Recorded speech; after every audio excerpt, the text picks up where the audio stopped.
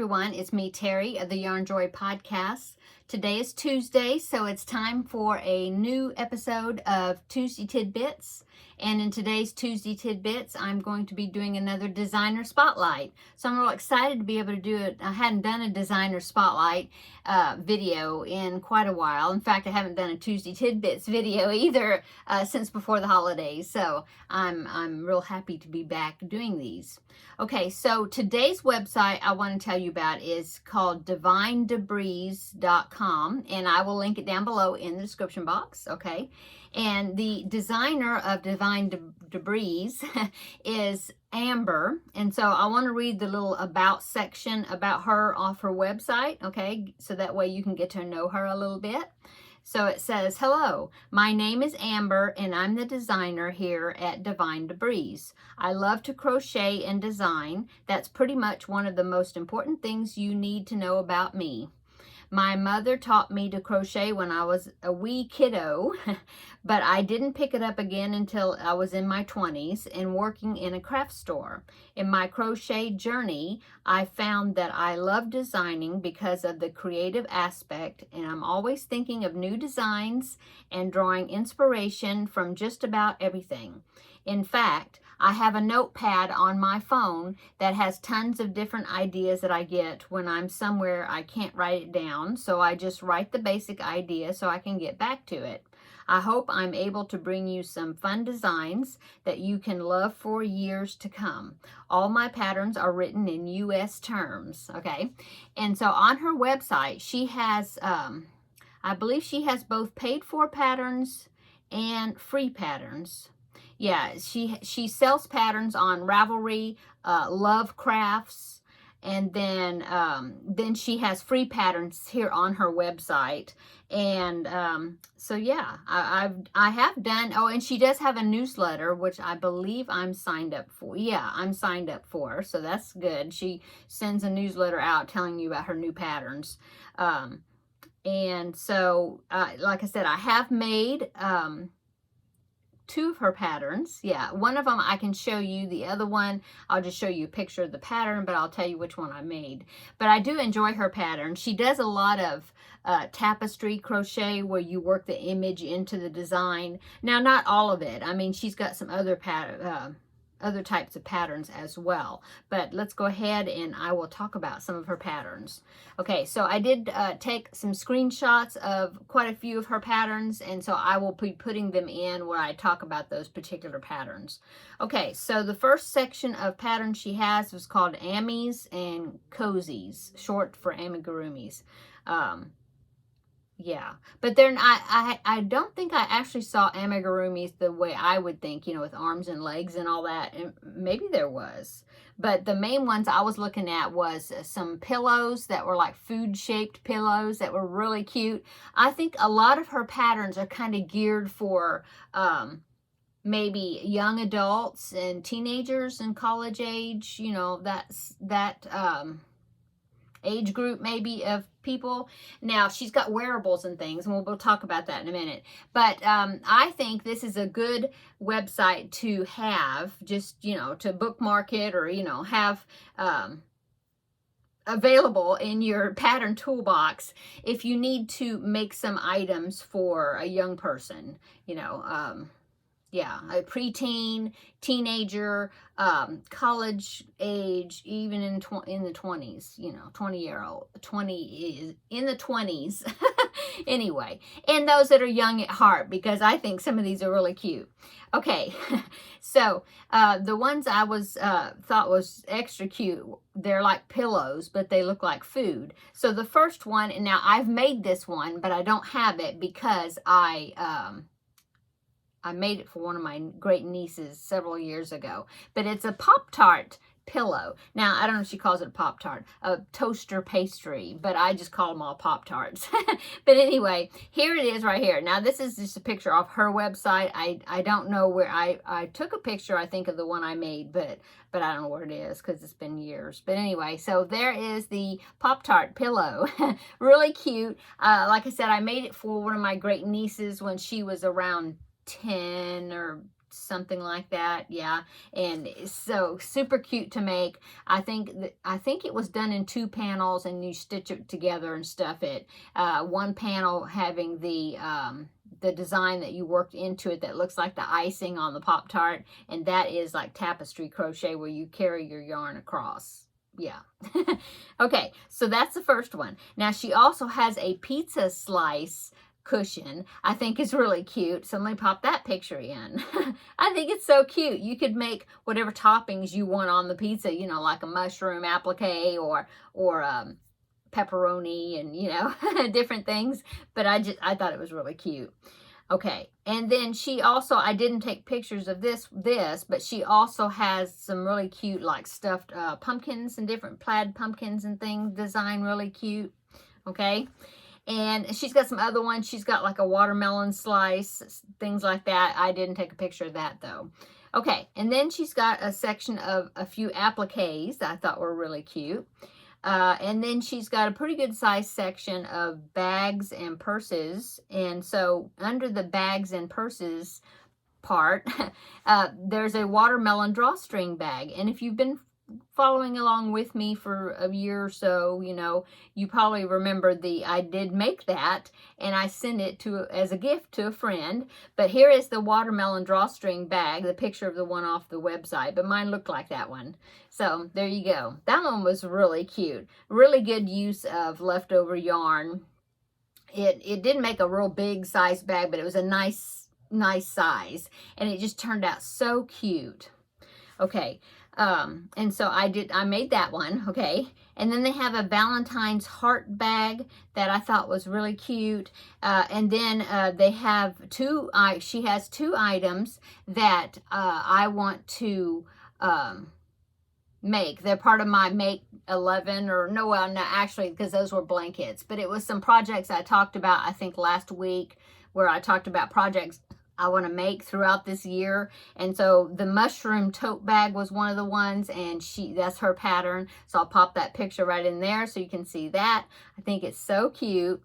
And so, yeah, that one's cute. And then she has the one I talked about that's a drawstring bag that's called Dancing Pencils. I did not see that on her website, but it is on her Ravelry store, and it's free. I just didn't happen to see it in the on the website, direct to the website. But anyway, the Dancing Pencils drawstring bag, I'll go ahead and put that up, because that one was one of the ones I wanted to make this year, but that's one of her patterns as well. So isn't it cute? Just so cute. It would be so cute for, well, I was thinking it would be a good tall bag to use, like if you have like a tall skein of yarn that you're working out of, you know, that you can put it down into that bag, something like that. But it would also be cute for a teacher as well. Okay, and then what else? Oh, there's a coffee bag that I thought was really cute as well. So I'm going to put that picture in. And it is made with some squares, and I think each square you put it's a more longer term project, I guess, even like the mushroom bag, because you have to do several squares using the tapestry crochet to work the image into that square. Then you put the squares together for a bag. But anyway, I think it's cute. Here's the coffee bag right there. Yeah, super cute. Okay, and so, yeah, that was under her. And then, like, she's got other ones, too. And then under baskets and bowls, now I can show you one that I've done. I made this a few years ago, and it was one of her patterns, and it's called Dancing Sheep. So there it is right there. Yeah. And I made this because I thought, oh, it's a nice round size, and see, it would hold the cake yarn. Okay, now this is a small one. This is Mandala Sparkle, but it's a smaller cake. But it should hold, I'm almost positive, because there's room around it. So it would even hold the larger, like the larger mandala cakes. But I just thought it was really a cute bag. I love those sheep. Goes all the way around. Now, there was lots of yarn carrying and, you know, color changing and all that, but it just turns out really cute. So, really fun. I enjoyed putting it together. And then I took her idea also, and I made a basket like this, but bigger, for my grandbaby. And before he was born, it was a pattern. Well, I gave it to him for like during the baby shower, but it had like a whale on it. I don't know if I have a picture of it readily available to pop in, but it had a whale on it on one side, and the other side it had the yellow submarine.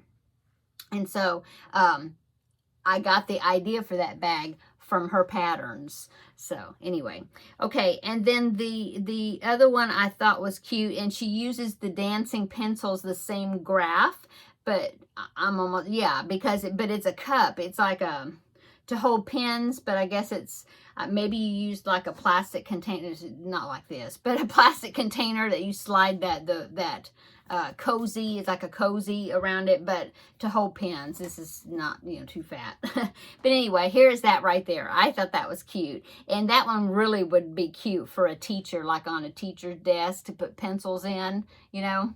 But yeah, that's cute. Let's see, and then she has, oh, and she has some more baskets that are like this, but different images, so you could do it, you know, like seasonal. That's what I had thought about doing, you know, like have, this could be for spring, you know.